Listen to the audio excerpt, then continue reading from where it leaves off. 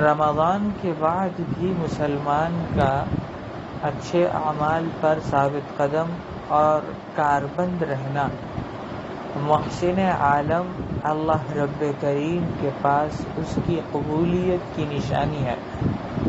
اس کے برخلاف اس کا اعمال صالحہ کو رمضان کے بعد چھوڑ دینا اور شیطان کے راستے پر چلنا، یہ نہایت ذلت اور رسوائی، گھٹیاپن اور کمینگی اور بے حرمتی کی دلیل ہے۔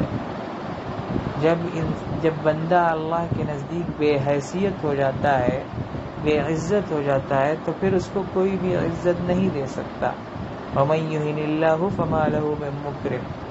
اس لیے مسلمان کو چاہیے کہ وہ رمضان کو توبے کا، اللہ کی طرف رجوع کا، اس کی فرمانبرداری پر ہمیشہ کاربند رہنے کا اور ہر وقت اس کے دھیان اور پاس و لحاظ کا ایک نیا صفحہ بنائے، اور مسلمان کو رمضان کے بعد بھی اللہ کی طاعات پر ہمیشہ کاربند رہنا چاہیے اور اس کی نافرمانی سے اور برائیوں سے بچتے رہنا چاہیے۔